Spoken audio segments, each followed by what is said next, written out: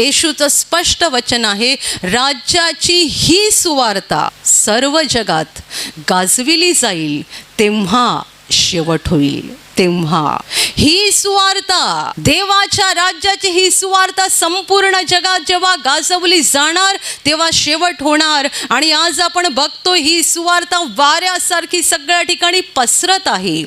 लोक स्वीकारत नाहीयेत ती वेगळी गोष्ट आहे. तुम्ही स्वीकारा की स्वीकारू नका, येशूच्या शिष्याचं काम आहे सुवार्तेचा प्रसार करणं. येशूच्या शिष्याचं काम आहे सुवार्तेची घोषणा करणं. येशूच्या लोकांचं काम आहे देवराज्याची घोषणा करणं. ऐकणाऱ्यांनी स्वीकारो अथवा न स्वीकारो, कारण सगळे स्वीकारत नाहीत, अशासाठी स्वीकारत नाहीत की त्यांना त्यांच्या पापांमध्येच आनंद असतो. त्यांना त्यांचं अंधाराचं जीवन सोडायचं नाहीये, त्यांना त्यांचं पापी जीवन सोडायचं नाहीये. आंधळ्याचे आंधळे वाटाडी असल्यासारखे ते एकमेकांना आशा देत आहेत, उद्या चांगला असेल, परवा चांगला असेल, 1 वर्षाने अजून चांगला काळ असेल. येशूने केवढं समर्पक उदाहरण दिलेलं आहे.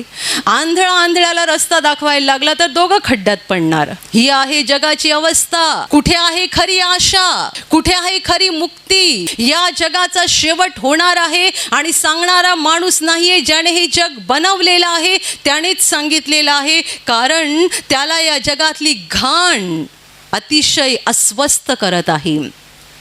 या जगात माणसाने पापाची जी घाण बनवलेली आहे त्या घाणेची दुर्गंधी वर स्वर्गात पोहोचलेली आहे. पापाला घाण येते, आपल्याला येत नाही, कारण आपण डुकरासारखे घाणीतच लोळतोय. तर डुकराला घाणीचा वास कसा येणार?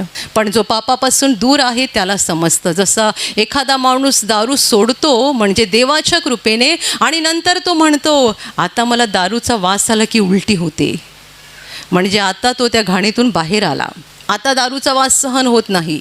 माणसाने या जगात पापाची घाण करून ठेवलेली आहे आणि या घाणीची दुर्गंधी वर स्वर्गात पोचलेली आहे. आणि म्हणून देवाला हे जग नष्ट करायचं आहे. पण हे जग नष्ट करताना देवाला त्याच्यावर प्रेम करणाऱ्या, त्याच्यावर विश्वास ठेवणाऱ्या नम्र मनाच्या लोकांना वाचवायचं आहे.